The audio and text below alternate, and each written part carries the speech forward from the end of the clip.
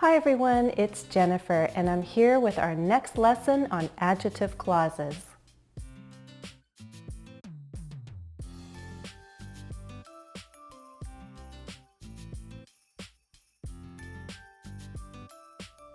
There's always a day when we realize we didn't know as much as we thought we did.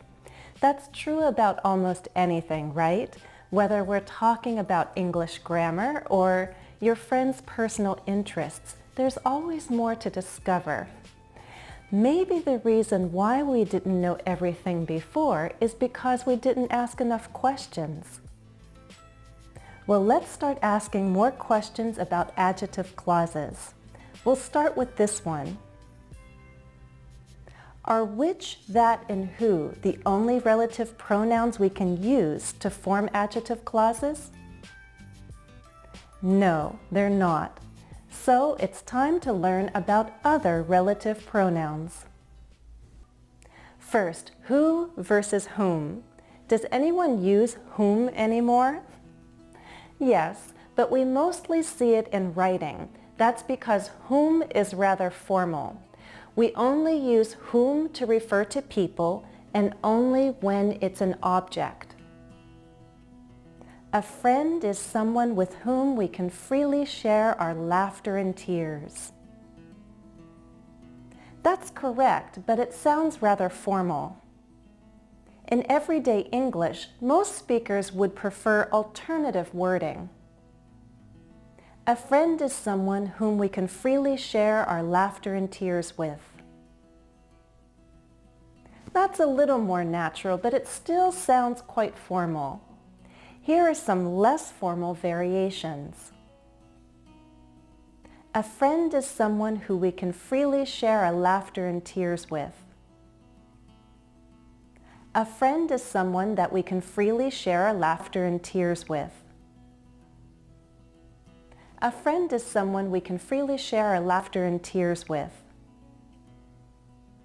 So notice the sentence automatically becomes less formal when we move the preposition to the end.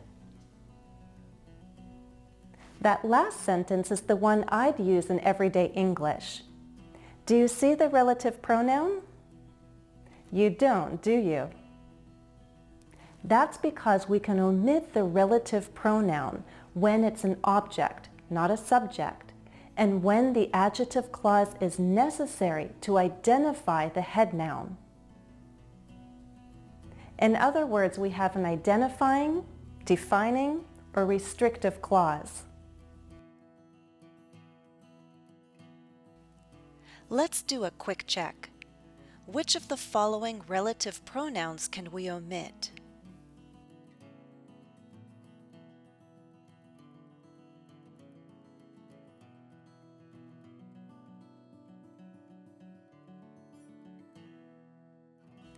We can omit these relative pronouns, and only these two. Why? Because they function as objects, and they're in identifying clauses. We need those adjective clauses to identify the head noun, so they're identifying, defining, or restrictive clauses. If we take out those relative pronouns, the sentences sound less formal.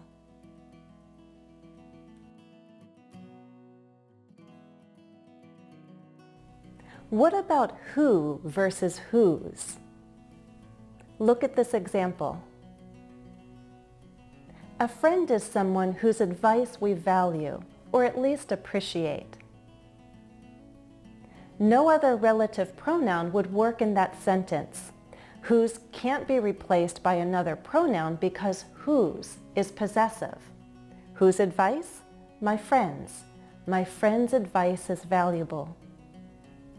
We can use whose plus a noun as the subject or an object in an adjective clause.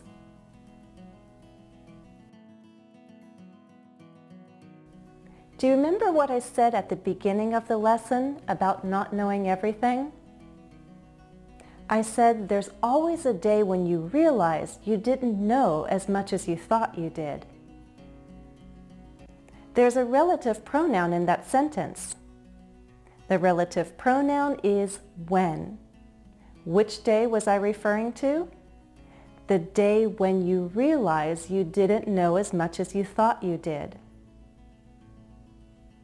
We can also use when, where, and why as relative pronouns in adjective clauses.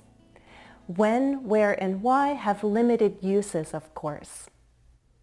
When is for time periods. Possible head nouns are day, moment, season.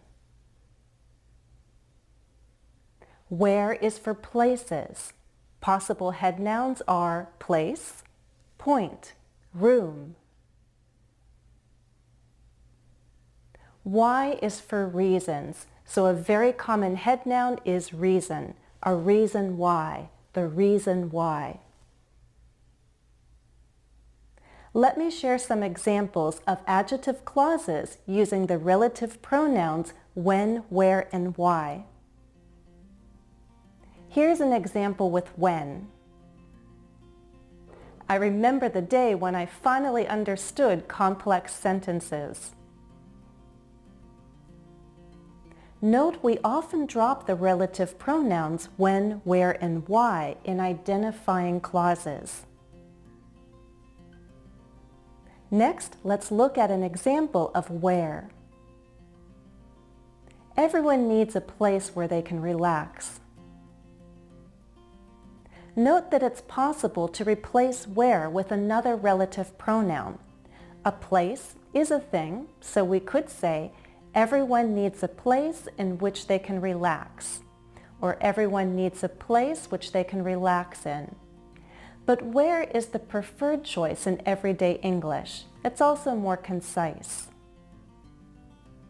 This is very important to note. You can't always use where every time you're referring to a place. You can only use the relative pronoun where when you can rewrite the idea using there. So let's look at our original example. Everyone needs a place where they can relax. We can restate this idea and say everyone needs a place. They can relax there, meaning in that place. So consider this next example. Nightclubs are places that attract younger crowds.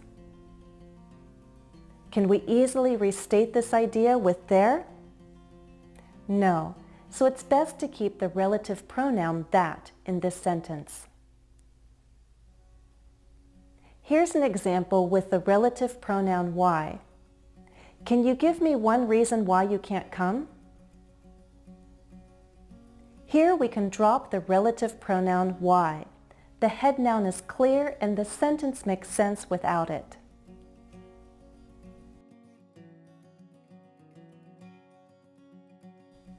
Why don't you create some examples? I'll offer some corrections as time allows, but please help one another.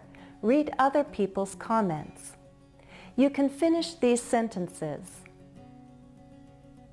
I remember a time when is a place where I go to relax. I'm sure there's a good reason why people, but I'm not sure what it is.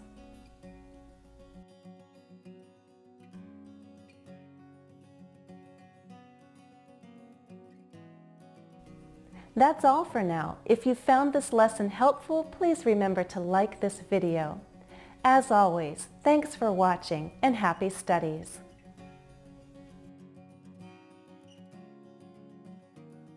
Remember to join me on Twitter for vocabulary practice. I'm there Monday through Friday. And if you follow me on Facebook, you can try different language tasks throughout the week. And if you haven't already, be sure to subscribe to my channel. That way you'll get notification of every new lesson I upload to YouTube.